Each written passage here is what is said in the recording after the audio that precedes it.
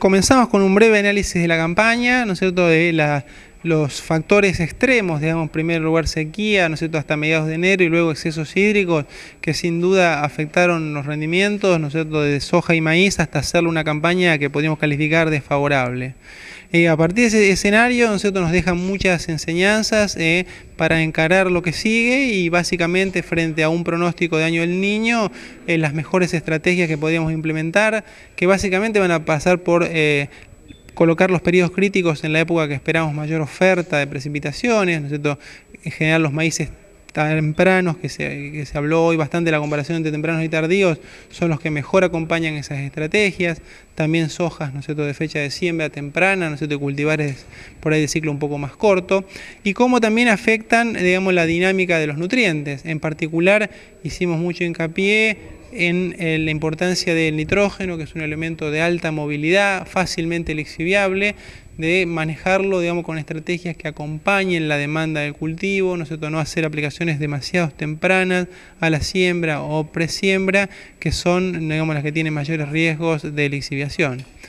Y también, digamos, planteamos un escenario de cómo el crecimiento muy fuerte de los maíces tardíos en alguna medida responde, ¿no es cierto?, a un escenario donde han predominado los años secos, fundamentalmente lluvias hacia la segunda mitad del verano más fuertes que en la primera parte, y los maíces tardíos que, digamos, tienen su periodo crítico desfasado, que tienen una menor demanda, aunque esto fuese a costa de un menor rendimiento, y que en general prolongan su periodo de barbecho, con lo cual acumulan más recursos en el suelo y por lo tanto tienen menores costos de producción, han sido una estrategia bastante adaptada, ¿no es cierto?, a este escenario. Por ejemplo, la modificación en las fechas de siembra es un aspecto que desde el punto de vista nutricional reduce las exigencias. Los suelos acumulan mayores cantidades de nutrientes y entonces,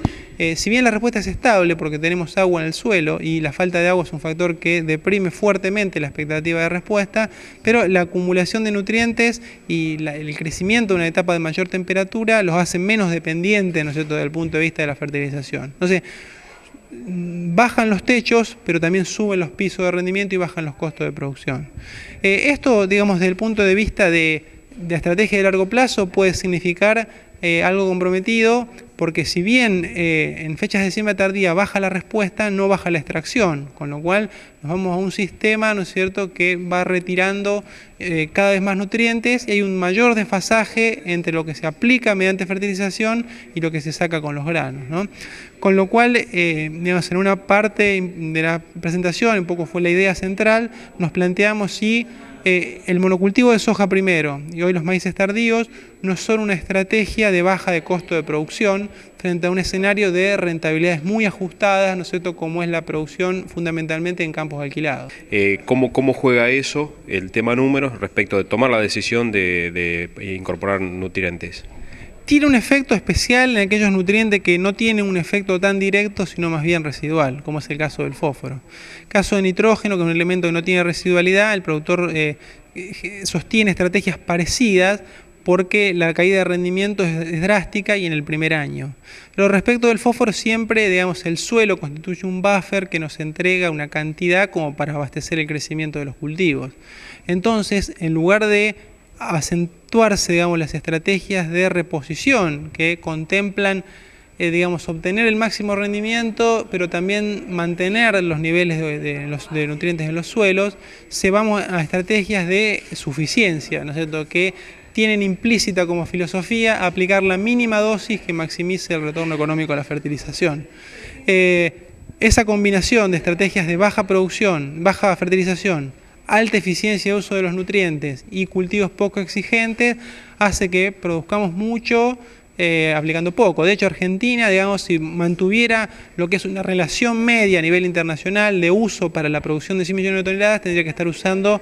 alrededor de 1 millón de toneladas más de fertilizantes, en lugar de 3,5, 4,5 millones de toneladas, ¿no? Pero bueno, sin lugar a duda que estas estrategias de producción de corto plazo y una rentabilidad muy ajustada hacen de que los niveles de fertilización sean bajos y privilegiados, no quizá, incluso no en obtener el máximo rendimiento, sino en obtener el máximo eficiencia y el máximo retorno a la fertilización. Sin lugar a dudas que el aumento en los potenciales de rinde, ¿no es cierto?, y ya la suma de muchos años de agricultura continua hace que las deficiencias sean cada vez más extendidas. Los nutrientes no se agregan hasta que empiezan a aparecer respuestas positivas a su aplicación, ¿no? Entonces las deficiencias se van induciendo, digamos, por la extracción. Yo mencioné como el caso más importante la aparición de algunas regiones donde se ven síntomas de potasio, un nutriente grande, un nutriente macro, demandado en cantidades similares a lo que puede ser nitrógeno, y que en el largo plazo, quizá yo diría, no en el corto, ni quizá tampoco en el mediano, salvo zonas puntuales, puede significar, digamos, un aumento importante en los costos de producción y el limitante de la producción en Argentina, digamos, ¿no? El potasio es un nutriente caro, poco abundante en el mundo, cada vez más demandado, y donde otros países productores grandes como Brasil o Estados Unidos gastan cifras cuantiosas, ¿no es cierto?, en su utilización.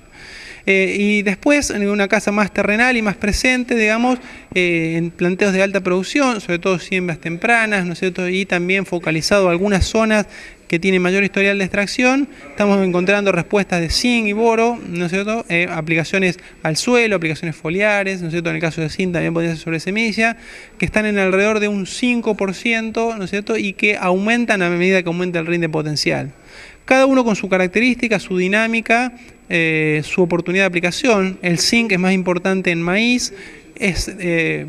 básicamente deficitario en siembras tempranas, cuando hay alta fertilización fosforada y bajo nivel de zinc en el suelo. Mientras que el boro puede utilizarse en maíz, pero también en soja, es un nutriente de aplicación foliar en etapas reproductivas o prerreproductivas, y que en años secos y bajo condiciones de estrés ha mostrado su mejor performance. Es decir, no solamente aumenta el rendimiento, aumenta la extracción, sino que a medida que ponemos mayores dosis de fertilizante, más nutrientes en juego, aumentan las interacciones. Entonces, puede ser que, por ejemplo, la necesidad de aumentar las dosis de fósforo ha hecho inducir deficiencias de zinc, ¿no? Y eso, o sea, digamos, la nutrición y el cultivo al crecer reconoce una situación de buena o mal estado nutricional, que depende de la disponibilidad de nutrientes en su conjunto. Entonces las interacciones empiezan a ser presentes y muchas veces la aplicación de uno de ellos modifica la disponibilidad de otro, lo cual nos hace variar las estrategias.